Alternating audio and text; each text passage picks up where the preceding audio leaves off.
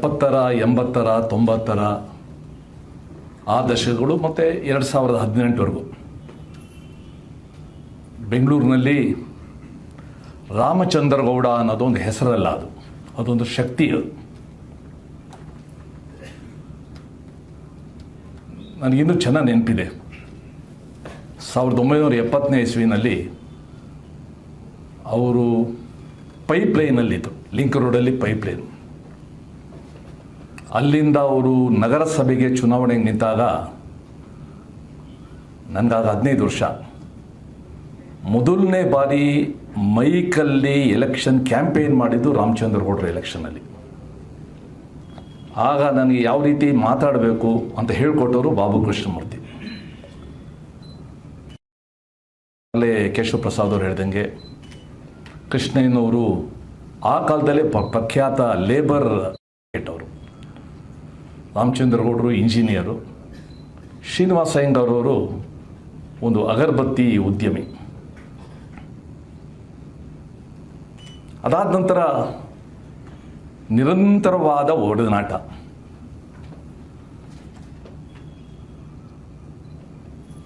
ಎಂಬತ್ತನೇ ಇಸ್ವಿನಲ್ಲಿ BJP ಆದಾಗ ಇನ್ನಷ್ಟು ನಮ್ಮ ಸಂಬಂಧ ಘನಿಷ್ಠ ಆಯಿತು, ಹತ್ತಿರ ಬಂತು. ಒಂದಷ್ಟು ಸಂಗತಿಗಳನ್ನ ನಾನು ಹಂಚ್ಕೊಳ್ಬೇಕು. 83ನೇ ಇಸ್ವಿನಲ್ಲಿ ನಾವು 4 ಜನ ಗೆದ್ವು ಅಂತ ಹೇಳಿದ್ದಾರೆ. ರಾಮಚಂದ್ರಗೌಡರು ಸುಬ್ರಹ್ಮಣ್ಯ ನಗರದಿಂದ ಗೆದ್ದಿದ್ರು, ನಾನು ಪಕ್ಕದ ಶ್ರೀರಾಮ್ಪುರದಿಂದ ಗೆದ್ದಿದ್ದೆ. ರಾಮಚಂದ್ರಗೌಡ್ರು ಅವ್ರ ಕೈಗೆಲ್ಲ IV ಹಾಕುವ ಇದನ್ನೆಲ್ಲ ಹಾಕಿದರು. ಸುರೇಶ ಬಾ ಅಂದ್ಬಿಟ್ಟು ಗೆದ್ದಿದ್ದು ಒಳ್ಳೇದಾಯಿತು, ನಾವು ಒಳ್ಳೆ ಕೆಲಸ ಮಾಡೋಣ ಅಂತೆಲ್ಲ ಹೇಳಿ ನಮಗೊಂದು ಪ್ರಾಮಿಸ್ ಮಾಡು ಅಂದರು.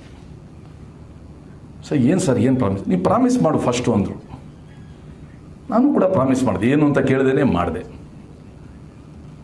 ಇದು ಎಲ್ಲ ರಾಜಕೀಯ ಕಾರ್ಯಕರ್ತರಿಗೆ ನಿಜವಾದ ಒಂದು ಪಾಠ ಅವ್ರು ಹೇಳಿದ್ದು. ನೋಡಪ್ಪ, ಇವತ್ತು ಗೆದ್ದಿದೆಯಾ, ಇವತ್ತು ಸಂಜೆನೇ ನಿಮ್ಮ ಮನೆಗೆ ಒಂದಷ್ಟು ಜನ ಬರ್ತಾರೆ, ನಮ್ಮಿಂದನೇ ನೀವು ಗೆದ್ದಿದ್ದು ಅಂತ ಹೇಳ್ತಾರೆ, ನಾವು ನಿಮ್ಗೆ ಸನ್ಮಾನ ಮಾಡಬೇಕು ಅಂತ ಇದ್ದೀವಿ ಅಂತಾರೆ. ಮೆತ್ತಿಗೆ ಜೋಬಿಂದ ಒಂದು ರಸೀದಿ ಪುಸ್ತಕ ತೆಗಿತಾರೆ, ನೀವೆಷ್ಟು ಕೊಡ್ತೀರಾ ಕಾಂಟ್ರಿಬ್ಯೂಷನ್ ಅಂತ ಕೇಳ್ತಾರೆ.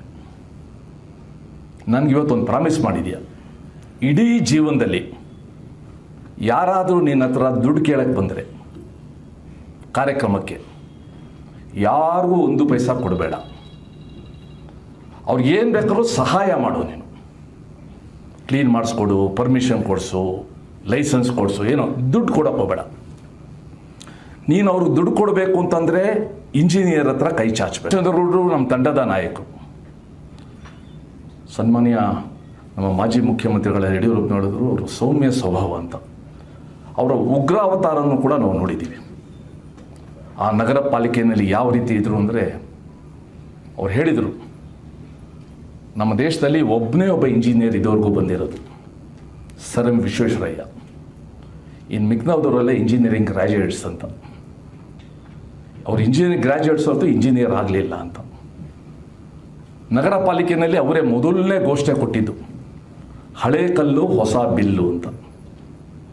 ಅದಿವತ್ತು ನಡ್ಕೊಂಡು ಬಂದಿದೆ.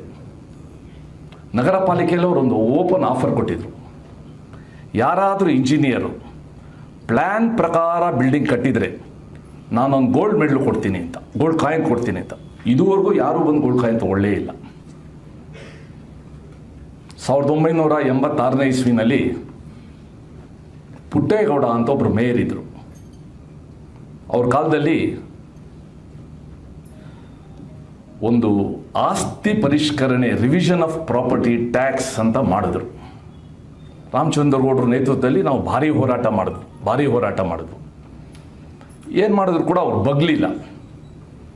ಆಗ ಒಂದು ತೀರ್ಮಾನ ತಗೊಂಡು ನಾವು ಮೇಯೋ ಹಾಲ್ ಒಳಗಡೆನೆ, ಮೀಟಿಂಗ್ ಹಾಲ್ ಒಳಗಡೆನೆ ಅನಿರ್ದಿಷ್ಟ ಕಾಲ ಉಪವಾಸ ಮುಷ್ಕರ ಮಾಡಿದ್ವು. ನಾವು ನಮ್ಮನ್ನು ತಗೊಂಡು ಹಾಕಿದ್ರು, ಮೇಯೋ ಆವರಣದಲ್ಲೇ ಉಳಿದ್ವು. 7 ದಿವಸ ಮಾಡಿದ್ವು.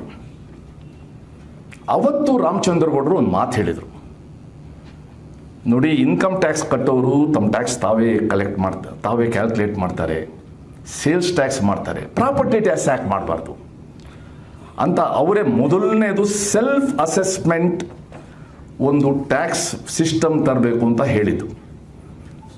ಸ್ವಯಂ ಘೋಷಿತ ಆಸ್ತಿ ಪದ್ಧತಿ ರಾಮಚಂದ್ರಗೌಡರು ಅವತ್ತು ಹೇಳಿದ್ದು ಇವತ್ತು ಕಾರ್ಯರೂಪಕ್ಕೆ ಬಂದಿರೋದು ಅವರ ದೂರದರ್ಶಿತ್ವಕ್ಕೆ ಒಂದು ಸಾಕ್ಷಿ. ಈಗಾಗಲೇ ಶ್ರೀ ಯಡಿಯೂರಪ್ಪನವ್ರು ಹೇಳ್ದಂಗೆ 88ನೇ ಇಸ್ವಿನಲ್ಲಿ ಅದುವರೆಗೂ ಬೆಂಗಳೂರಲ್ಲಿ ಒಬ್ಬ MLA ಇರಲಿಲ್ಲ, ಒಂದು MLC ಇರಲಿಲ್ಲ, ಒಂದು MP ಇರಲಿಲ್ಲ. ಅವ್ರು ಪದವೀಧರ ಕ್ಷೇತ್ರದಿಂದ ನಿಂತರು. ಅದಕ್ಕೆ ಮುಂಚೆ ಒಂದು ದಿವಸ ರಾಮಚಂದ್ರಗೌಡರು ನನಗೆ ಫೋನ್ ಮಾಡಿದ್ರು. ಎಲ್ಲ ಇದೆಯಾ ಅಂದರು. ನಾನು ಇದ್ದೀನಿ ಅಂದೆ. ಬಾ ಅಂತಂದರು.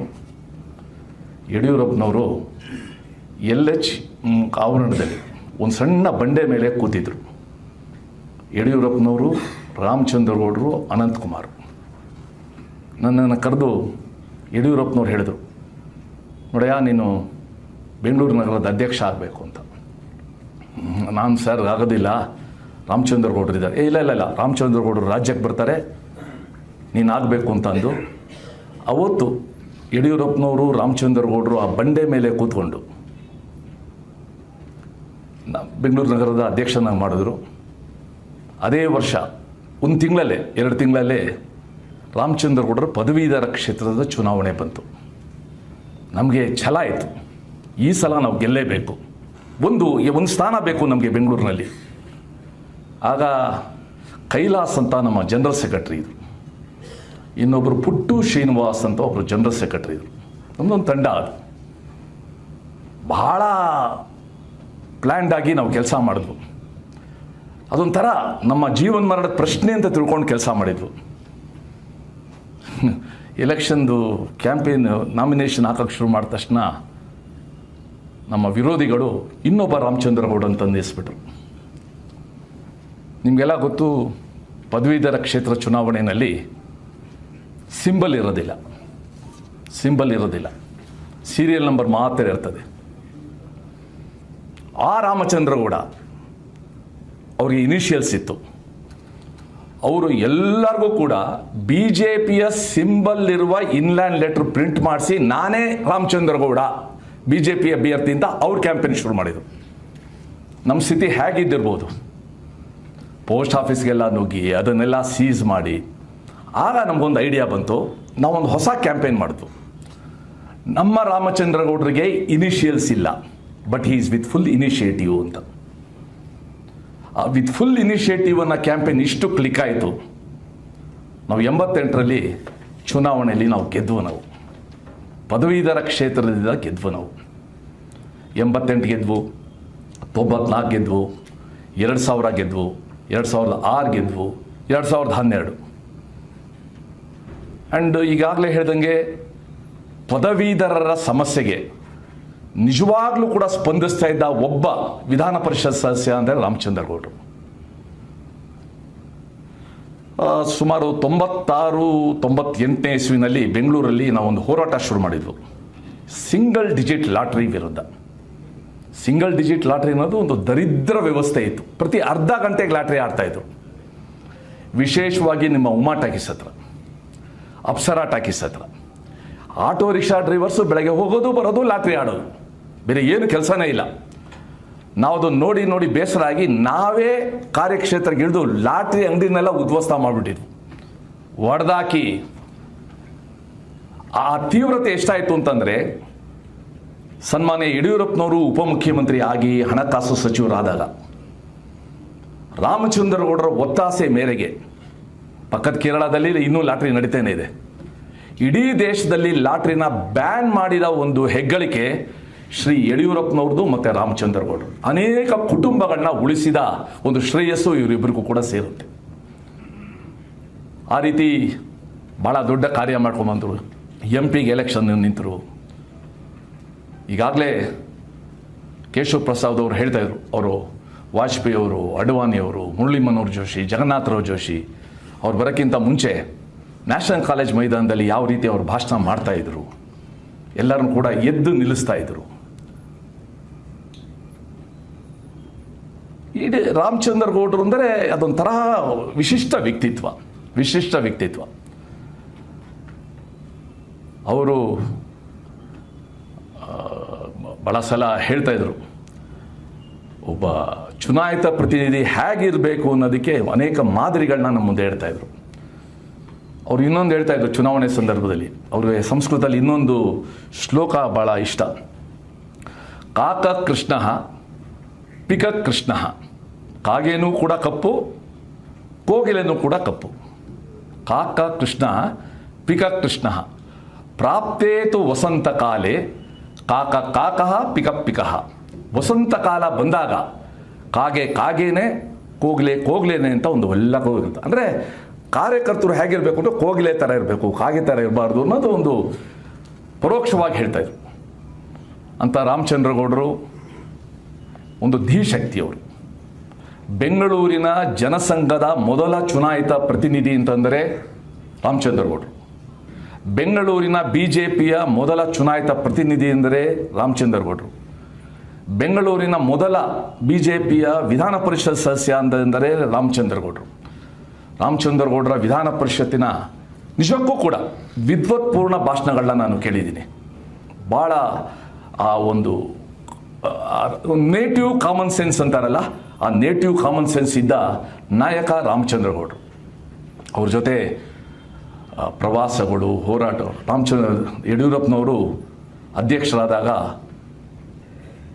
ಆಗಾಗಲೇ ಅವರು ರೈತ ನಾಯಕರಾಗಿದ್ದರು. ಬೆಂಗಳೂರಲ್ಲಿ ನಾವೊಂದು ರೈತರ ಒಂದು ಜಾಥಾ ಮಾಡಬೇಕು, ರ್ಯಾಲಿ ಮಾಡಬೇಕು ಅಂತ ನಾವೊಂದು ಯೋಚನೆ ಮಾಡಿದ್ವಿ. ನಾವು ಅನಂತಕುಮಾರ್ ಅವರು, ರಾಮಚಂದ್ರಗೌಡರು, ನಾನು. ದುಡ್ಡಿರಲಿಲ್ಲ ನಮ್ಮ ಹತ್ರ, ಜನ ಸೇರಿಸ್ಬೇಕು. ಜನ ಸೇರ್ಸೋಕ್ಕೆ ಶಾಮಿಯಾನ ನಮ್ಮ ಹತ್ರ ದುಡ್ಡಿಲ್ಲ. ಅದಕ್ಕೆ ನಾನು ರಾಮಚಂದ್ರಗೌಡರ ಜೊತೆ, ಅನಂತಕುಮಾರ್ ಜೊತೆ ಕಬ್ಬನ್ ಪಾರ್ಕ್ ಹೋಗಿ ಮರಗಳೆಲ್ಲಿರುತ್ತೆ ನೋಡ್ಕೊಂಡು ಬಂದು, ಚಪ್ರಾನೇ ಇಲ್ಲದೆ ಮರಗಳ ಕಡೆ ನಿಂತ್ಕೋಬೇಕು, ಆ ರೀತಿ ಒಂದು ಜಾಗನ ಹುಡ್ಕೊಂಡು ಬಂದು ಭಾಳ ಯಶಸ್ವಿಯಾದ ಒಂದು ರೈತರ ಹೋರಾಟ ನಾವು ಮಾಡಿದ್ವು. ಸೊ ಈ ರೀತಿ ಜನಸಂಘದ ಗೋವಾ ಸ್ವಾತಂತ್ರ್ಯ ಚಳವಳಿ, ಗೋವಾ ವಿಮೋಚನಾ ಚಳವಳಿನಲ್ಲಿ ಜಗನ್ನಾಥರಾವ್ ಜೋಶಿ ಅವ್ರ ಜೊತೆ ಸೇರಿಕೊಂಡು ಕಾರ್ಯ ಮಾಡಿದವರು ರಾಮಚಂದ್ರಗೌಡರು. ಸೊ ಭಾಳಷ್ಟು ವಿಚಾರಗಳಲ್ಲಿ ಅವರು ತಿಳ್ಕೊಳ್ತಾ ಇದ್ರು. ವಿಶೇಷವಾಗಿ ಇವತ್ತೇನು BDA ಇದೆ, BDA ಹಿಂದಿನ ಸ್ವರೂಪ ಇದ್ದಿದ್ದು CITB ಅಂತ, ಸಿಟಿ ಇಂಪ್ರೂವ್ಮೆಂಟ್ ಟ್ರಸ್ಟ್ ಬೋರ್ಡ್ ಅಂತ. ಅದರ ಸದಸ್ಯರಾಗಿ ಅದು ಎಷ್ಟು ಜನಕ್ಕೆ ನಿವೇಶನ ಕೊಡಿಸಿದ್ರು ರಾಮಚಂದ್ರಗೌಡರು. ಆಗ ಅವರು ಲಕ್ಕಣ್ಣ ಅಂತ ಒಬ್ರು ಇದ್ರು ಚೇರ್ಮನ್ನು. ಅವ್ರು ಸೇರ್ಕೊಂಡು ಭಾಳ ಒಂದು ಒಳ್ಳೆ ಕೆಲಸ ಮಾಡಿ, ಪ್ರಾಯಶಃ ಆ ಕಾರ್ಯದ ನೆರವಿಂದನೇ, ಅವ್ರು ಮಾಡಿದ ಕಾರ್ಯದ ನೆರವಿಂದನೇ 83ನೇ ಇಸ್ವಿಲಿ ಸುಬ್ರಹ್ಮಣ್ಯ ನಗರದಲ್ಲಿ ಅವ್ರು ಗೆಲ್ಲಿಕ್ಕೆ ಸಾಧ್ಯ ಆಗಿದ್ದು. ನಮ್ಮೆಲ್ಲರಿಗೂ ಕೂಡ ಓರ್ವ ಆದರ್ಶ ಕಾರ್ಯಕರ್ತ, ಒಬ್ಬ ಆದರ್ಶ ಜನಪ್ರತಿನಿಧಿ ಹೇಗಿರಬೇಕು ಅನ್ನೋಕ್ಕೆ ರಾಮಚಂದ್ರಗೌಡರು ಶ್ರೇಷ್ಠ ಉದಾಹರಣೆ. ಅವ್ರನ್ನ ಇವತ್ತು ನಾವು ಕಳ್ಕೊಂಡಿದ್ದೀವಿ. ನಾನು ಸಪ್ತಗಿರಿ ಗೌಡರಿಗೆ ಅವಾಗ ಹೇಳ್ತಾ ಇರ್ತೀನಿ, ರಾಮಚಂದ್ರಗೌಡರು ಬೆಂಗಳೂರು ನಗರದ ಅಧ್ಯಕ್ಷರಾಗಿದ್ದಾಗ ಅವರ ಕೆಳಗಡೆ ಕಾರ್ಯಕರ್ತನ ನಾನು ಕೆಲಸ ಮಾಡಿದ್ದೀನಿ. ಈಗ ಅವರ ಮಗ ಅಧ್ಯಕ್ಷ, ಅವ್ರ ಕೆಳಗಡೆ ಕಾರ್ಯಕರ್ತನ ಕೆಲಸ ಮಾಡ್ತಾಯಿದ್ದೀನಿ. ಸಪ್ತಗಿರಿ ಗೌಡರಿಗೆ ಹೇಳಿದೆ ಕಳೆದ 2 ವರ್ಷದಿಂದ, ಅವ್ರ ಹತ್ರ ಕೂತ್ಕೊಂಡು ನೀವೆಲ್ಲ ಬರ್ಕೊಳ್ಳಿ, ಜನಸಂಘದ ಕಾಲದ ದಿನಗಳದೆಲ್ಲ ಬರ್ಕೊಳ್ಳಿ, ನಮ್ಗೆ ಬೇಕು, ನಮಗೆ ಅದೊಂದು ಹಿಸ್ಟ್ರಿ ಬೇಕು, ನಮ್ಗೆ ಡಾಕ್ಯುಮೆಂಟ್ ಬೇಕು ಅಂತ. ಅಷ್ಟು ಅವ್ರ ಹತ್ರ ಸರ್ಕಿತ್ತು ಅವ್ರ ಹತ್ರ.